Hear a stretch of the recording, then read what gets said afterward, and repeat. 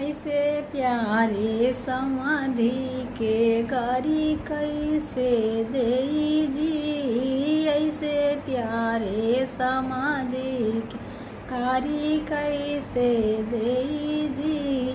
गारी देत लाज लगई नाम बड़ा भारी जी। गारी देत लाज लग नाम बड़ा भारी जी।